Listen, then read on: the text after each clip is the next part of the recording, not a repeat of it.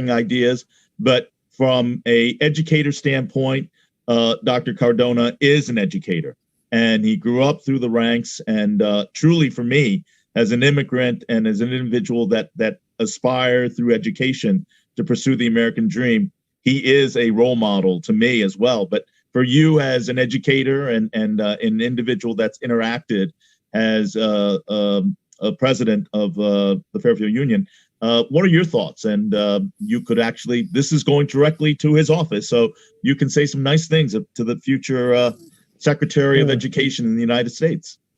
Well, I mean, this is great news for kids. I mean, the motto of our union is we stand for our students. We exist for the benefit of our students, and to have someone who's been an elementary educator, a principal, worked his way all the way up through the ranks, you can't ask for anybody who has a better understanding of the education system and the challenges that exist for all the stakeholders in public education, as Commissioner Cardona has. And he's also a remarkable guy in that he does really take efforts to understand all sides of an issue. And I found that balance to be very refreshing when talking about the extreme challenge of trying to figure out how to open schools safely. He really has gone out of his way to try to understand the parent and the teacher and the superintendent public school side of the equation. And I think we've sort of come to a not satisfying, but probably acceptable from a standpoint of feasible way of trying to educate students right now. It's not ideal by any means. Nothing was going to be ideal. And but I think he's really tried hard to find a way to do it that would maximize educational opportunities for children. And we still have to work on it more. I'm sure Jeff will relate to this further, but I think him bringing his perspective to federal government is going to benefit all of us. Thank you, Bob. Are you sure you're a math teacher? Because you sounded pretty savvy in that presentation there. Well, I had a chance to work with him on the reopening plan, and he was really a refreshing ear. Thanks, Bob. And I wanted to get your perspective because following along the lines, I think one of the parts that Commissioner Cardona was chosen was his belief in reopening school and putting our kids back into an in-school educational program. And with the announcement of the 100 days of getting our students into school, how do you as a parent see that, as though you didn't have a lot of interaction with the commissioner as the previous panelists, but what does that mean for you as a parent to hear that kind of a commitment from not only the commissioner right now, but soon to be the education advocate for the United States? Well, I should say I did have the opportunity to see Mr. Cardona on a call on a Facebook Live with Senator Duff over the summer, and he did really impress me and strike me as somebody who did put children first. And as one of the other commentators said, he really does seem to strive to recognize all sides of the issue, which I appreciate. And then certainly he seems like he will put racial diversity at the forefront also, which I think will be important for the country. As far as 100 days, I have to tell you that makes me nervous because the inauguration day is January 20th. So what's 100 days from that? That puts us in May. Are you telling me that my kids might not be in school until May full time? That makes me nervous. Well, that's what we'll be talking about after this initial intro to give acknowledgement and congratulations to the Education Secretary to be. And Gwen, you can close this off from your experience. Maybe you've had some interactions with the commissioner as well. You're muted, Gwen. Well, I had the distinct pleasure of knowing Miguel very well because we're from the same city. He used to be my assistant superintendent. He knows me from Connecticut Parents Union. He knows me from just many aspects of being a parent, engaging him, right? So it's one thing to be the assistant superintendent. It's another lens from a parent. And what I will say is, he has a daunting task ahead of him. And I would be remiss to say that here's this young man who went from educating 9,000 students to merit, and how within a year, 9,000 students to becoming the Commissioner of Education to over 500,000 students. And now he's the U.S. Secretary to millions of students. And what I don't want us to think that he's going to do this in a vacuum or in a bubble.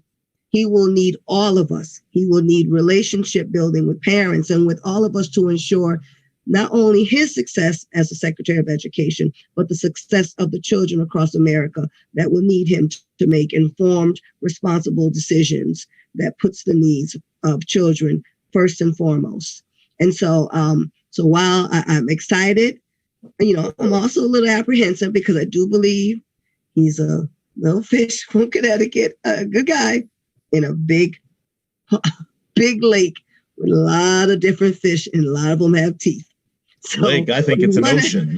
It's an ocean. I want to be nice, but it is definitely an ocean. It is a daunting task, and which will lead right into our point. And I want to thank you all for being here, because the focal point of this forum was really addressing the issue of staying in school or going virtual, and that has been a debate that has really begun since the governor and the commissioner pushed out the back to school program in May, and working through the dynamics in June.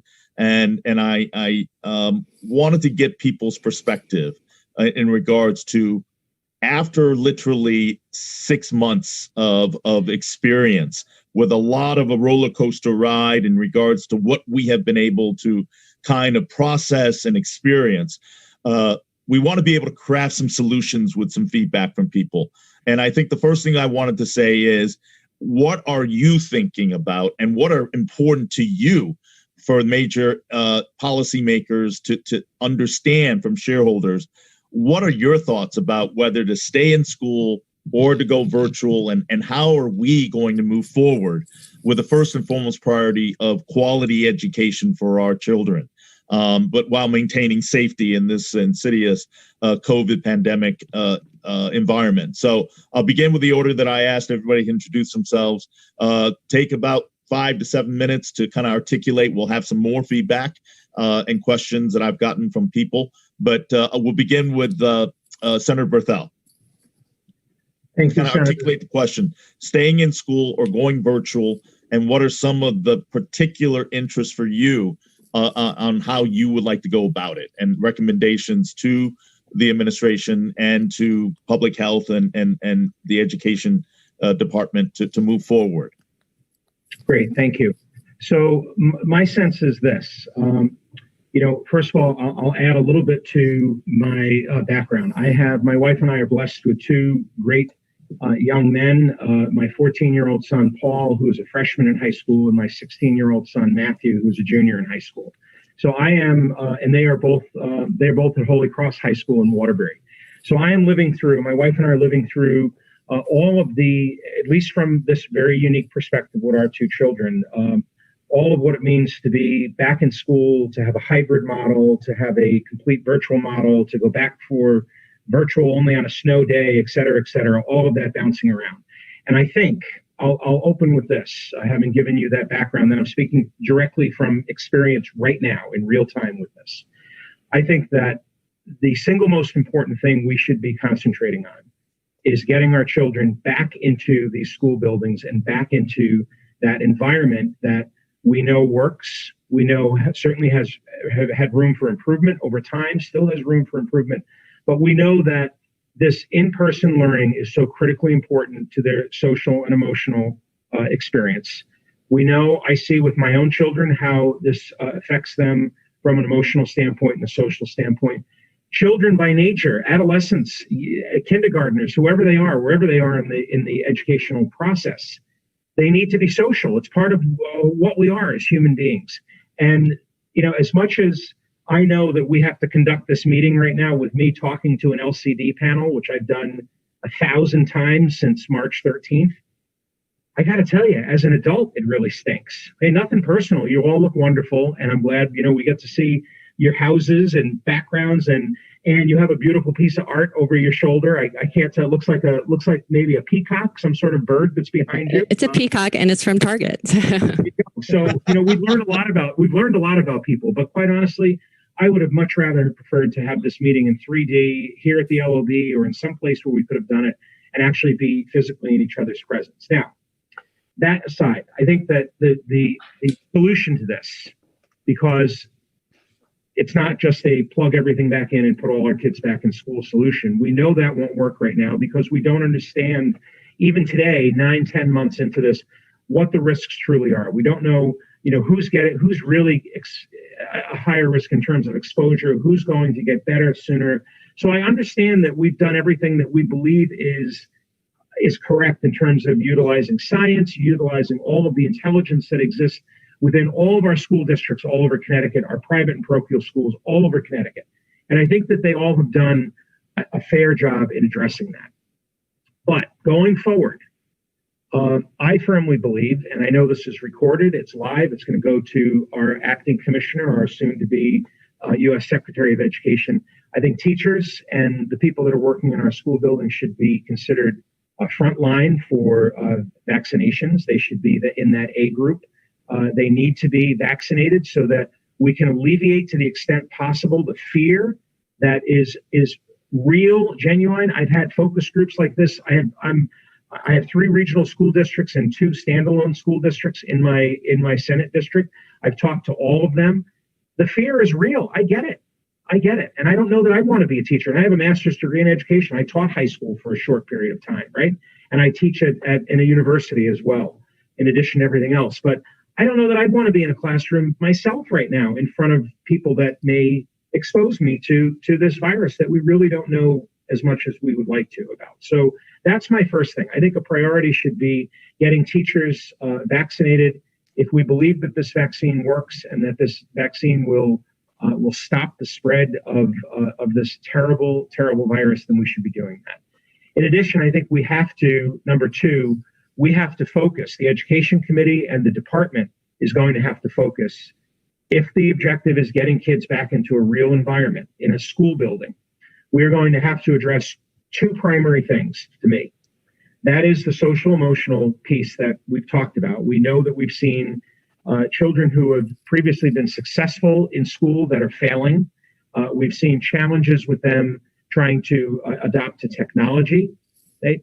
But we also need to include in that some newly envisioned, newly imagined assessment for where these children are going to be when the day comes that we can all safely be back in these school buildings, because we have lost so much in the last 9 months. And that's not a shot at any teacher, administrator, legislator, any process, the governor. It's not a shot at anyone. It's just the reality of the world we're living in right now.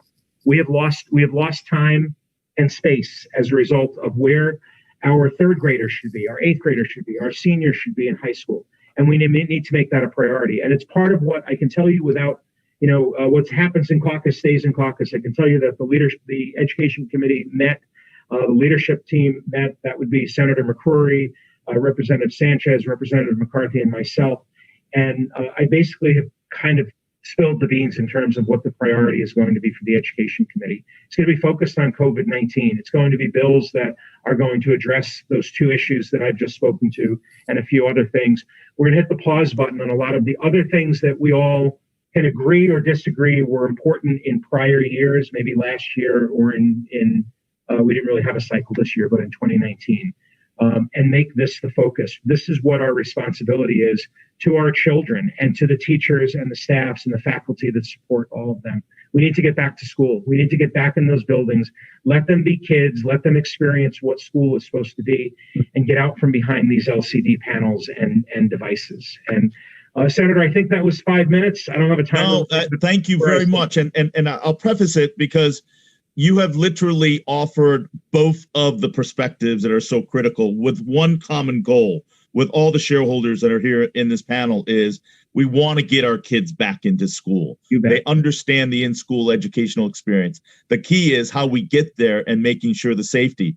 You brought up both very, very important points of one, being a parent yourself, but also understanding formally as teaching that our teachers have a legitimate concern in regards to their safety and their ability to focus on the task at hand, which is teaching, but they have to be aware that the environment around them has to be safe. So with that, I want to lead right into Jeff for your input, then we'll go to Bob. But Jeff, I want to compliment you because as I was doing homework on this, I listened to your interview on September 17th, talking about the idea of getting back to school and the environment and how your teachers are so very excited, but you have also asked for parameters to be set to ensure safety, not only for the teachers, but also personnel staff. And just recently, you and many of the other school impacted personnel came up with a survey as well as a petition to advocate for the governor and the various commissioners to have a standard guideline, a standard measure and metrics to be able to be sure that safety is paramount and safety is in place, just as we've done for many other industries, to have that in place. So if you could articulate some of the activism that your organization has undertaken, but I want to compliment you. I listened to that interview, and I wish you weren't so prescient in pointing out some of the concerns, because literally, many months later, after the school year started, those concerns have unfortunately been realized, and we are at the challenge we are right now. Maybe you could talk a little bit about some of the points you raised, and also talk about the standard metrics that you're looking to emphasize, and maybe close by emphasizing, as I've heard you many times and many of your advocates in CEA and many of our teachers and superintendents, we want to get kids back into school, but safely.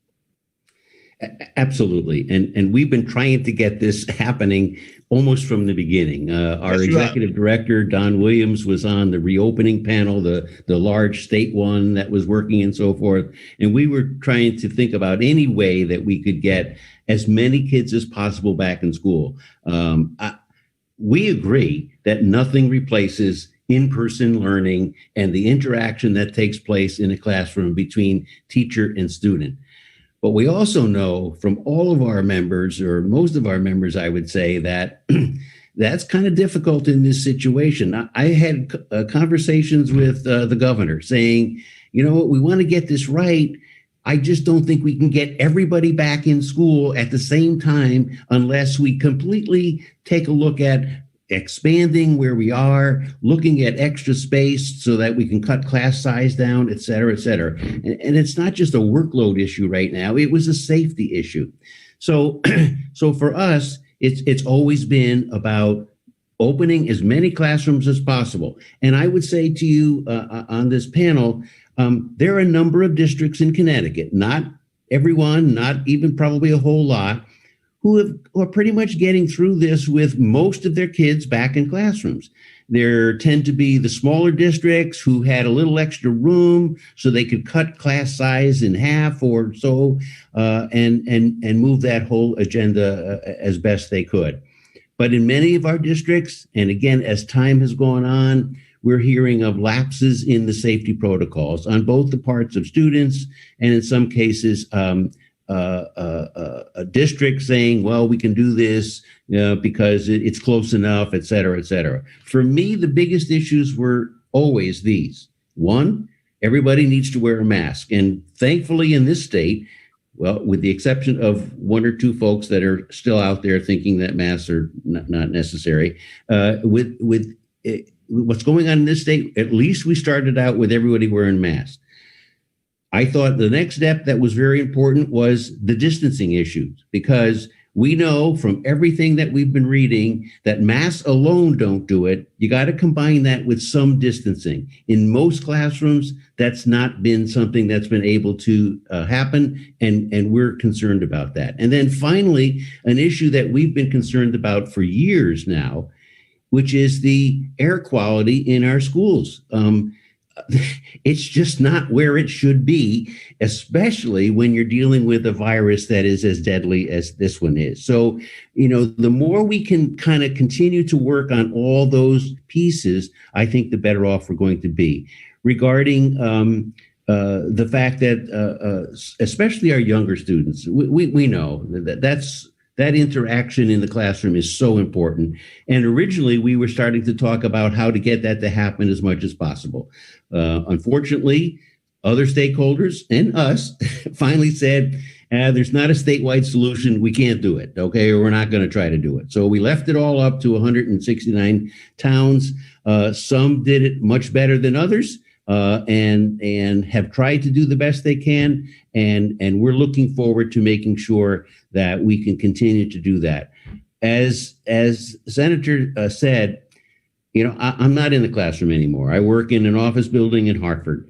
So I'm not dealing with those things. Bob is dealing with that in his own classroom and in the classrooms of all those teachers around him. So what we're trying to represent is the feelings and concerns and the safety issues around, again, students, yes, but their teachers as well, because otherwise we're going to have a bigger problem at the end of this, which is we're not going to have the experienced educators that we need to pick up the pieces. And I will call it that as well. We know that students have lost ground, if you will, but it's going to be something that we're challenged to do, and we're ready to do it. I meet regularly with state presidents across the country, and we are already talking about how we need to think differently about education moving forward in the next couple of years. I was a 5th and 6th grade teacher for much of my time. If I was in a classroom right now as a 5th or 6th grade teacher, I would be definitely knowing that the kids who are coming to me next year, and probably the year after that at least, are not going to have the same skill set, background, and so forth. So I'm going to have to adjust as an educator and say, we're going to do what we need to do to get these kids where they want to be and should be moving forward. But it's going to be not just a one-year experience, it's going to be a multi-year experience. But we're going to be able to do that once we get people back in front of us and in our classroom. Thanks, Jeff. And we'll go right to Bob, who has the class experience. Right. And one of the biggest challenges with us keeping the schools open is with these challenges and the concerns, we just don't have enough teachers. So could you shed some light in that and also offer your perspective as a teacher that's really on the ground teaching and interacting with those kids, and give a voice to your teaching colleagues and another school staff that are experiencing the concerns of this pandemic? Sure, Tony. And I just want to reiterate, as Jeff did and everybody else, number one goal is to get all students back in school, as fast as possible. And in the interim, get as many students as we possibly can in school learning, as best we can. And maybe I can get a little bit more micro than Jeff has regarding the issue. And I don't know if this is the case throughout the state, but it certainly is in Fairfield. But, in our district, we've got about 15 to 20% of the teachers that have really significant risk factors associated with COVID. I mean, significant to the extent that if they get COVID, there's a high probability they'll be in the hospital and maybe die. And it's just endemic in the profession. Teaching has a lot of older people in the profession. And of course, with age comes medical issues and other concerns. And if those 20% of the people, teachers, were not to be in school, you wouldn't have school. There wouldn't be enough adults in the buildings to supervise the students so that they could be in school. So we need to be able to make sure that we have a safe environment for these people who are at really high risk to enter buildings and continue to teach students. And to Jeff's point, the way that has worked so far is with masks and social distancing.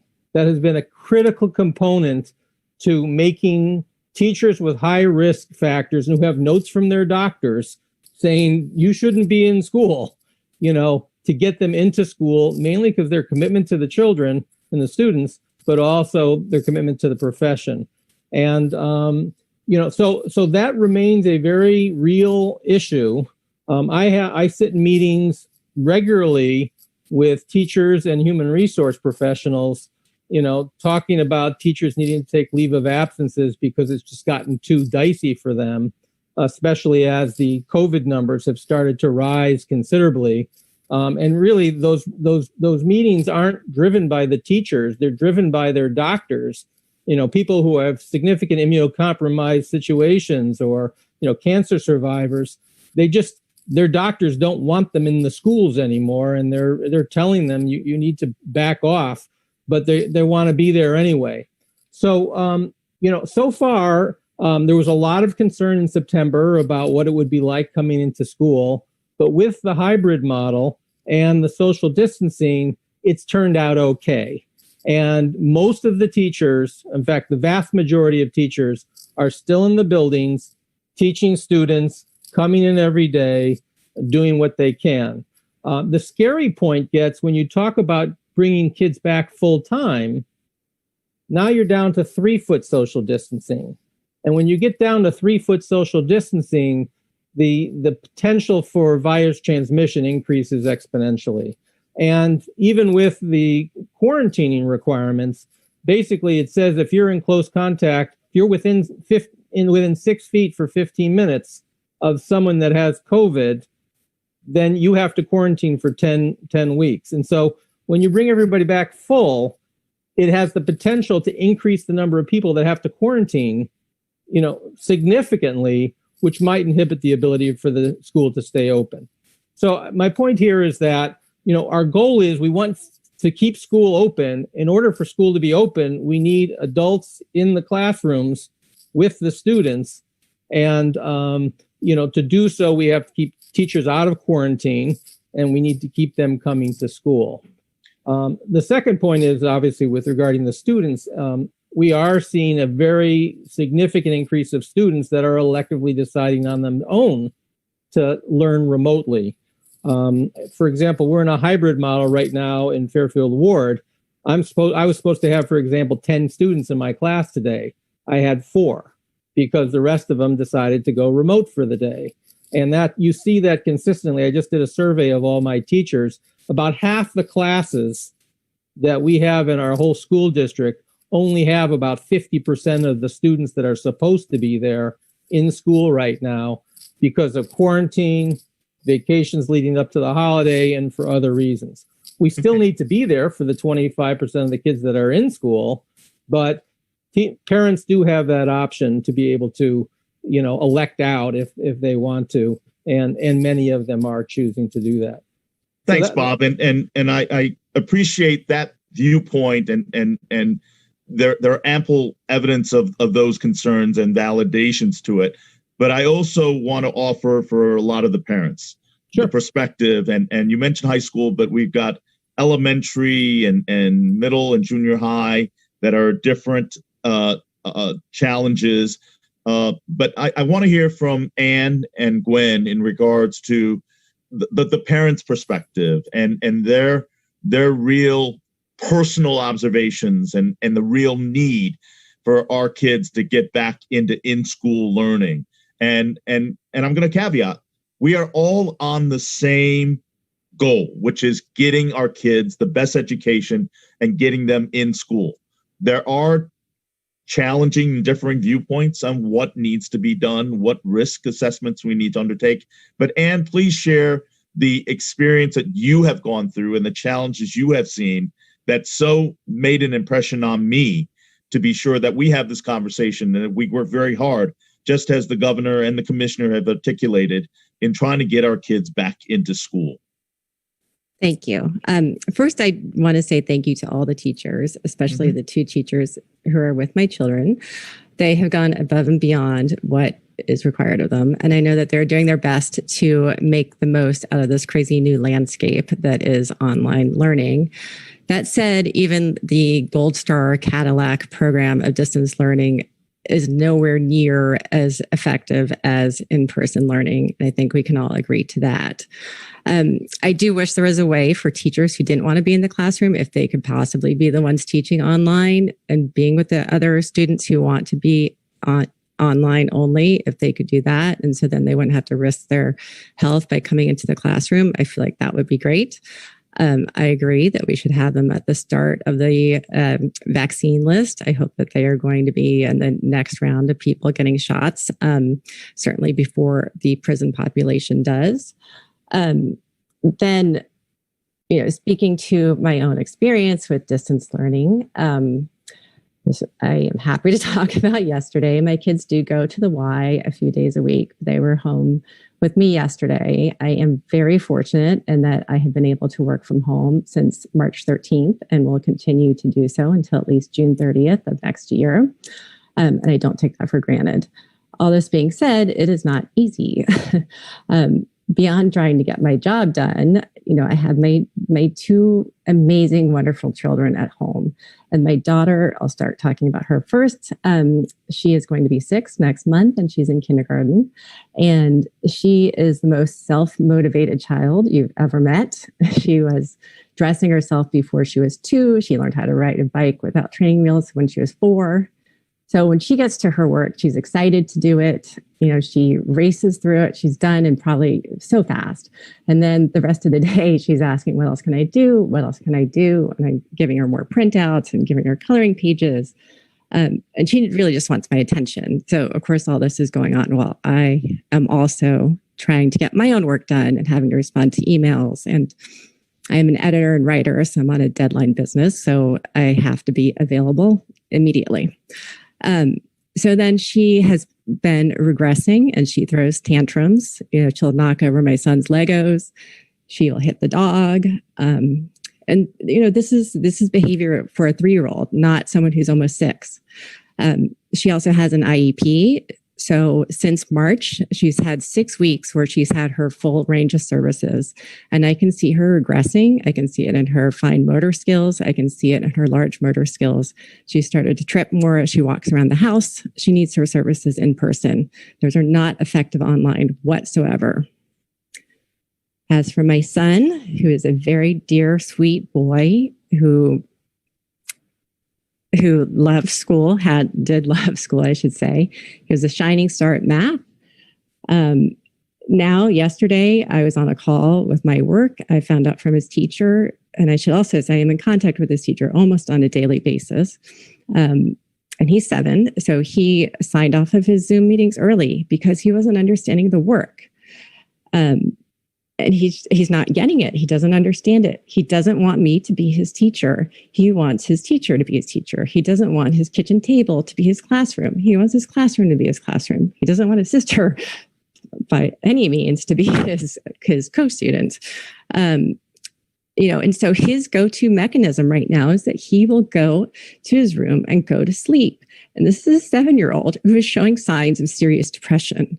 And this is where I get so upset, because that is not fair to him. And when we talk about what the future brings, we need to think about what the future of this generation is going to be like. This is some serious trauma that they're dealing with. It is not just their education, it is also their mental health.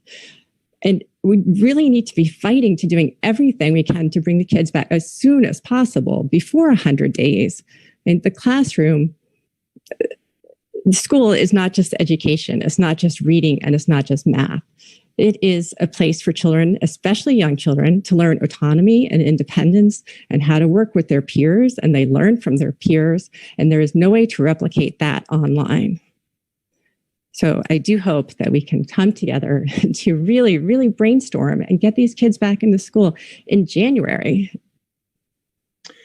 And school is not just learning about reading, writing, and arithmetics. It is a social dynamic that these kids are not getting. And so when we talk about getting them into school, and I was so glad to have you participate, because you evoke it's one part gratitude that you're able to be there for your kids, but at the same time, it's also a frustration, I sense, that you're not able to give them the opportunity experience, and you're seeing up close the dramatic impact of not being in school affects them. So thank you so much for articulating. And you live in Easton, you live in the suburbs, you have the opportunity to do the best you can, but the dynamics are not there. I want to be able to have Gwen Samuels, who, when you hear the governor and the commissioner talk about our achievement gap in this state and throughout the country, you're going to have such disparity. But what we have seen in this COVID is the equities and the disparities are further accentuated. And Gwen, could you articulate from what you've heard in your role, and also for our students and families that are struggling through the non-in-school experience? I think you shared with me that it's not just simply not going on virtual, but it's also a lot of the perils of having too much time and not having the proper dynamics and supervision of what school offers for some of those students that you support and counsel. But Gwen, offer your viewpoint from a urban sense of in-school importance, the importance of in-school education. You're on mute again. Okay, first I think it's important. So first I think it's very important for all of us to understand that we are no longer talking about achievement gaps. We are talking about achievement goals, right? We're talking about opportunity goals. We're talking about a country that shut down from March of 2020, and we are now in December of 2020. Context matters. And so here we have a population. So as the Connecticut Parents Union, the majority of our parents we serve are from what the State Department of Education has identified as priority school districts, right? That means they've taken into account the percentage of free and reduced lunch, right? Poverty levels, income levels, right? So we're talking about children that need a little bit extra, right? A little bit additional academic supports to ensure their success. But yet we are seeing families, because of the concerns that the unions, that Bob has identified, right? Concerns about poor air quality that can make parents choose not to send their children back, especially when we talk about asthma rates in urban communities. We're talking about, of course, the distance learning. But we're talking about homes that for several weeks or even months didn't even have access to the internet, right? Whether they had an outstanding bill or the area they lived in, they couldn't even get internet access. And we're also talking about, because of not having internet access, we're talking about the weaponization of the Department of Children and Families, because the state is now counting the logins as attendance. So if a parent or a child cannot log in, that's counted against them. I work with several families, so I have to work with DCF, the Department of Children and Families, because Connecticut Parents Union is their support mechanism, and DCF is being called because the child hasn't logged in for 10 days or 20 days. Come to find out, those 10 and 20 days, they couldn't even get Cox or Frontier or anything in their neighborhood or their house. And then, or it could be landlords don't want all that, dishes and all those things on their property, right? So we're talking about things that are outside of the parents' control, but are having punitives. And then I'm also concerned that we're trying to apply pre-COVID solutions to a COVID environment, right? And so innovation matters. I don't want any teacher. I think it would hurt the child more to know that their teacher could be at risk catching COVID. They're going that extra mile, getting into school, and then, God forbid, get sick, right? So that pressure of a child wanting to see their student, but also doesn't want to be that student that wants their teacher in harm's way, right? So we have those dynamics. And then we have the dynamics of standards. And this goes to Jeff's point. We have to remember that in August of 2020, the State Department, the State Board of Education voted to table the 900 instructional hours. That was the law that children can have. Of course, that is not happening at all. So they pushed it, they voted to not have instructional standards. Our concern in the community, and especially in the urban communities, or all parents should be concerned. There has to be some standards though. Because if the school is open on Monday, closed on Tuesday, or you only manage to get an hour in or 2 hours in, right? Are we effectively meeting the student's right to learn, right? And so without standards, that is very much up in the air. And that ergo, we have this gulf, not just because of the time they're not in school, right, on a consistent basis, but we also don't have a standard of instructional hours to ensure they get them. No fault of anyone, right? But if the teacher can't provide it because they can't be in the school or whatever the case may be, then those kids are not getting what they need. Special needs children. It's a tough call because many of the services of children that have IEPs and PPTs, those services like from Clifford Beers or other agencies or community health center were provided in the school, right? Because we now have community health centers in our schools, which of course they're no longer there because some of the schools are not open. So that means those kids are really not getting their educational needs met. So we have to figure out creative, innovative ways to maximize the community relationships to complement and support the educators while still trying to meet the educational protections and rights that these children have. And so as crazy as this is in this unprecedented time, those children still have a legal right to an education. So that means we as adults working with parents, right? Now, this is not even working with parents, working with students. They are seeing what it's like to get in school and then having to close the school, right? So working with it, making sure we're having their voices in these conversations. So we have to be innovative. There are communities that have learning hubs. Faith leaders are trying to have like after school programs. They're trying to comply. We, Connecticut Parents Union and faith leaders have been on calls with the State Department of Education.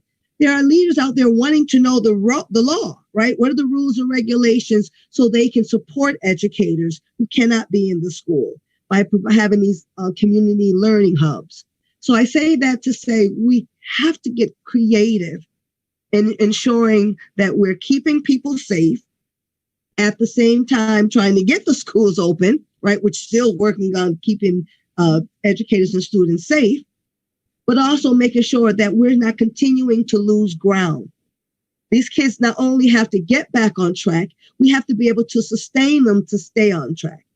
And so, and last but not least, I will say, and this also goes to pre-COVID, you have a lot of urban communities that have old schools that have other chemicals they're dealing with prior to the closure. So air quality is a serious, serious thing, especially if you had poor ventilation before the pre-COVID, right? So some of this will require that there be an assessment of the quality of the buildings that we will be sending folk in, because it's not like you can just open the windows, especially in the winter time, and hope for the best, right? So we have a lot of moving parts, but until we come collectively, this is not about the blame game, but there still has to be accountability in these conversations to ensure that we're protecting the educational rights of students, we're protecting the rights of teachers to be safe, right? Educators to be safe, but we're also leaving no child behind. Yes, it's a juggling act, but we're not the wealthiest and smart state in the nation.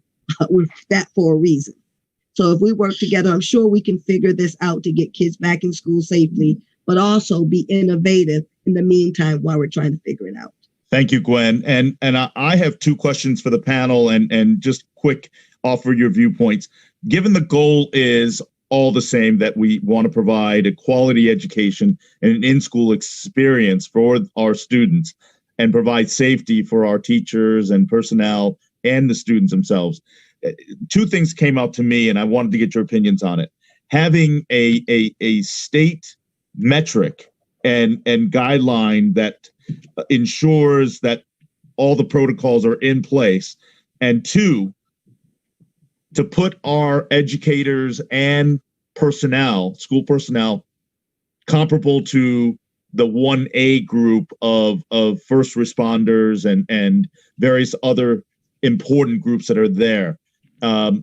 How would you all feel about that? I'll just take Papa Hands, Jeff, and anybody to those two proposals, because I want to come out of this meeting with certain specific asks that we could get moving forward to reach the common goal, but to meet the unique challenges of both groups that I have presented here. So I'm going to pop in real early here because I'm already late for my 5 o'clock meeting. So, well, I'm really glad you chose to join us, Jeff, and we value your input. And I'm glad that I get to pop the two questions to you and get your input. So regarding the, what's the baseline? Where should all districts be before we go? That's what we advocated for from the beginning. That's what we've advocated for since, and clearly that's what we're advocating for with our petition to the governor and Miguel. But we know that's going to take that miraculous thing that almost every good thing takes, which is a few dollars. Okay, we get it. Okay, but it's not going to happen by just wishing it to happen. And to Gwen's point, we've been dealing with some issues in the state of Connecticut way before the pandemic that still are not addressed to the position that they need to be addressed. So for us, that's clearly important. And we're hoping that, and I'm working with some folks right now to say, you know what, we got to make sure that we're going back to school and things are not going to be the same. We've got to do better than we've done before and move our education system forward for all students. All students in every community across Connecticut. That's our goal. And so looking forward to working with others and hoping that we can move this agenda forward to the best of our ability. I know it's going to be a tough session as well, going to be all different than it's ever been. So let's try to figure this out. And Jeff, thank you for being here. And it's important for, as you leave, to reiterate the fact that you understand the unique challenges that Ann articulated. And my heart goes out to many of those parents, and also Absolutely. The parents and advocates and caregivers for Gwen's advocacy groups. And I want to make sure that it's important for people to know that the teachers union, the CEA, understands that. And you're looking forward to working with your superintendents as well as implore the administration to offer these kind of baseline guidelines. Would that be fair to say before you go? Absolutely. And to go back to Senator's point, we need to be extremely conscious of the social, emotional needs of our kids. We were dealing with kids with trauma before the pandemic, and we're going to be dealing with kids with trauma certainly for not just next year, but a couple of years after. We need to make sure we get to that and protect kids and their staff and our staff in our school. Teachers and paras and other folks who work in schools need to be on the front line of getting a vaccine from our point of view, so that we can move ourselves forward. Well, thanks, Jeff. And I want to do a shout out to all of our superintendents who are pretty much in the middle of this, trying to find solutions to make everybody comfortable, but also feel that the educational mission is met. So my hat's off to all the superintendents. They're really right in the middle, all of you. And I think the points that you made are consistent with what they've asked for as well. Let me go to Ann. And happy Gwen holidays to all of you as I leave. Yeah. Happy holidays. Happy holidays. Be safe and healthy. Thank and Happy you. New Year's. Mm-hmm. So Ann, kind of articulate what Jeff just kind of followed up on. And for a parent that's kind of advocating getting your kids back in school, what are you looking for? And would these standards be valuable to you as a step forward in less than 100 days, if not quicker, to get your kids back into school and resume some degree of normalcy? Yes, I agree. And I have to apologize. My dog's barking at me over here. I think he wants his dinner. That's the whole scene. Hey, we made it through without a kid coming to interrupt. But yes, I would agree with that. And, honestly, I read the teacher union requests and I actually thought they were very reasonable. On cue. Yes, I know. And I think the teachers union requests were quite reasonable. I would like to see more testing in the schools. And certainly I'm gonna have to cut off, but it's certainly mind sleep. And that's not even the puppy. The puppy's being the good one. But yeah, so certainly I would like to see more testing in the schools and have teachers at the top of the line for the vaccine also. And I need to cut off too because I'm late for my office Zoom party and feeding the dog. Happy holidays. Thank you, Ann. Bye-bye. Gwen, if I may.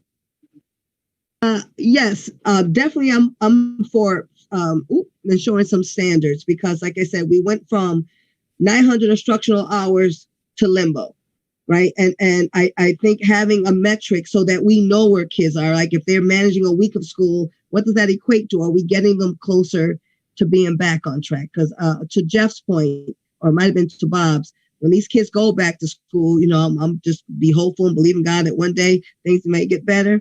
I mean, we will have some children behind, very behind, right? Because there are homes that are struggling to homeschool. I call it schooling at home. I don't even call it homeschool. I've seen homeschool networks. Many of families in the community, families I work with, are struggling, doing the best they can. And as regard to educators, they are frontline workers. They're in there, and just hearing Bob in that perspective, definitely need to consider them essential workers because they are statutorily responsible for those children. So there is there are some legal ramifications there if they don't provide. But so we want to make sure that whatever supports they need to effectively do their job to meet the needs of children, I am all for that, because I do know there are some families right now that if I can get them in school, I would personally put them in my car, and they know this, and we'll be headed right to a schoolhouse door because they are really struggling with homeschooling. Thank you, Gwen. I'm going to follow up with Bob, and as an educator on the grassroots level, how do those two particular recommendations play with you and your colleagues that you work with every day? And then we'll close with Senator Berthel, who's listened to all this and has the committee of cognizance related to education and a forceful voice. I want him to be able to wrap up and gather what he gathered from this forum and our next steps forward. So, Bob, please. Thank you again for teaching. Yeah, let me just say first, all of our hearts bleed for Anne and all the other families that are struggling through this time. The social and emotional toll has been horrible, and all the more reason why we need to get back to school as fast as we can. Clearly, vaccinating teachers is your fastest way to get school open as quickly as possible. That eliminates a lot of the safety concerns. Our buildings aren't big enough to maintain social distancing with everybody back in school. So if you can eliminate the safety risk, we can bring people back. To Gwen's point, which I think is an excellent one, standards are a little bit tough right now because we need the creativity to find solutions that work in an individual community.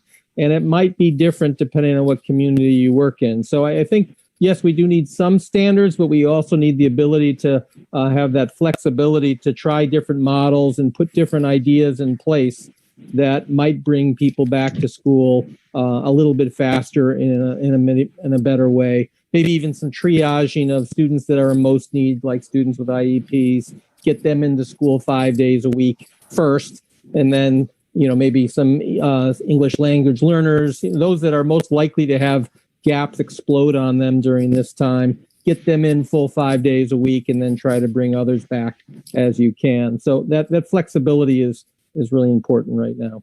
Thanks, Bob. And Senator Berthel, if you could close that up and just share what you observed as a former educator and a ranking leader on the Education Committee, what you kind of gather from it. And one other thing we could devote an entire session to is the IED programs, our special education, ESL, but also in the area of dyslexia and various other challenges in education.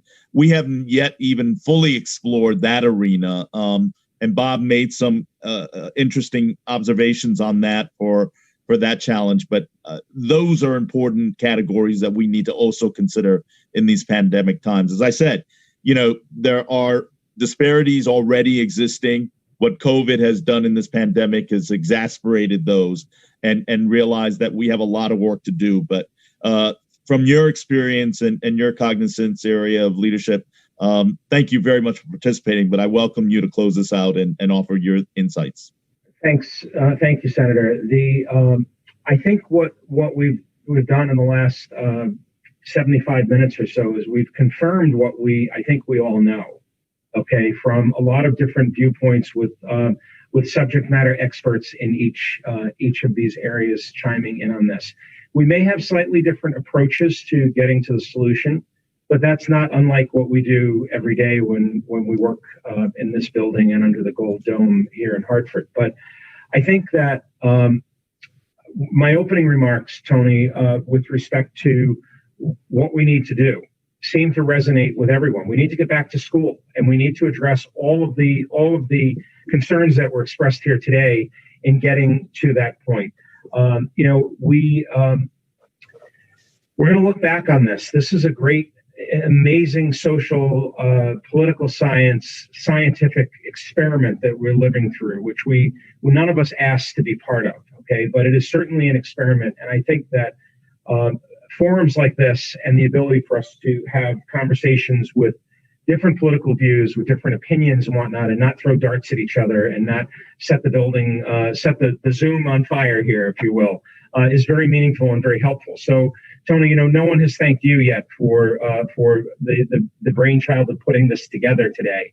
I know how you think, and that's why I said when I saw that you wanted to do this, I was like, yeah, whatever I got to do. And I've been moving around. I've been moving stuff in my office and going in and out of the frame, but I'm a multitasker. But Tony, thank you for making this a priority and showing us truly what you feel is important as a legislator, and in doing what's right for our children. Your children, I think, are a little bit older than mine. We're right? a little bit older, but Eric, I think this is a program in which every child and every parent in this state feels a connection to. You bet. And that's why I think it's an opportunity for us to have those kind of differing viewpoints and to have the shareholders be heard, and then for us as legislative leaders to turn that and articulate that, and exactly. And you are the lead to me on that. So I look forward to you having to do that. So yeah, thanks. This was very kind words. Yeah, this was very informative. It's great to have all of these different shareholders be in this very informal discussion about this. Again, without agendas, without politics, without anything, just having an open conversation. So again, I salute you for the brainchild in putting this together. And we need to do more of this as we move forward through time, even if it's smaller groups and more concentrated on unique issues or specific issues. But this was a good use of time this afternoon. Thank you. Well, Senator, would it be fair to say, I always like to leave with some task at hand. I think you began the first by simply saying that you would encourage the governor and the advocacy group to put our educators and school personnel high on the list for the vaccination. Yeah. Number two is for us to look at some not mandates, but baselines, metrics for people to be able to measure, in regard to school criterias and actions and behavior. And number three is also just looking at the standpoint of the social emotional learning dynamic. Yeah, I think that the other one is the assessments, being able to truly understand where our children are in their learning cycle. If we know we have curriculum, we've dealt with Common Core, we've dealt with all of this wonderful stuff, and I say that a little tongue in cheek, wonderful, depending on how you feel about it. But we have standards that we expect our teachers and our school systems to deliver in terms of a curriculum and education to our students, to get the majority of them to a certain point, those that aren't there, to make sure that we don't leave them behind. We get everyone where they need to be. We are going to have to, and again, we're going to have to reimagine how we do that at the end of this school year, after we've had what will have been at that point about 15 months of COVID-19, and understanding truly what we need to do. If a third grader is supposed to know X in terms of math, and they're at X minus 20% of that, then how do we get them caught up? And what's the expectation for that third grader as they enter fourth grade in the new school year? This is all going to be very important. The department's going to have some hard work. And I go back to my joke about losing Miguel to Washington, D.C. He was the right guy to be able to help us get to that spot, this very critical spot. Not that someone else can't pick up where he's going to leave off, but this is a critically important piece for us if we're going to ensure the success of our children. Forget about necessarily our high school seniors. They're going to move on to college, and I don't mean forget about them, but third grade, fourth grade, sixth grade, all of these kids, there's going to be a huge piece we have to address in understanding where they are and correcting the course for them, and making sure that they have the best opportunity for success that the kids that were in third grade 2 years ago had, and making sure that we're doing right by them. That's our responsibility. That's why I serve in the education committee, because I feel that it's more important than anything else we do as a state government, is making sure that we provide the best opportunity for our kids. They're the future. We're all going to get old and gray someday and not do this anymore. Guys like my boys and everyone else's children and your sons and daughters are all going to be in these roles at some point. We need to have them be as well prepared for that as they can, whatever their future is. So thank you, Senator. And I want to clarify, the word kind of came out. It's important to clarify that when we look at baselines and standards and metrics for safety and the measure of it, it is not a mandate. I believe in our local Board of Educations to be able to understand their district best. But I do believe, as we mentioned earlier, that it is important for the administration as well as DPH and State Department of Education to provide baseline metrics, medical data-based metrics for us to be able to manage the process. So there is confidence and comfort in knowing that there are baseline metrics to ensure safety for all the participants, students, teachers, staff, personnel. So that's important. It's not a mandate, but a metric of baseline of medical data points. I think the other part is really understanding that we are understanding as legislators and as educators and listening to the parents that the social emotional learning dynamic is such a critical part of the educational experience. And this pandemic and the isolation that it's incurred on people's mental well-being is an integral part of the education process. And I want to thank you for acknowledging that, and the leadership of the Education Committee for recognizing that. So again, the goal for all the parties here is clear. We all want to get our kids safely back into school, but we need to do it with metric guidelines and protocols and the necessary funding to ensure a safe environment is there for all. But we need to get our kids back into school. So with that theme, I want to thank for the panelists, thanking for the people who listened. We will make this available to the Commissioner of Education and Public Health, as well as to the administration, and hope that your voices and the time that you spent here is heard. And we will continue that work as legislators in the upcoming session as well. So thank you very, very much. Wishing everybody a happy and healthy holiday season, and let 2021 be a much better new year. You as well. Thank you.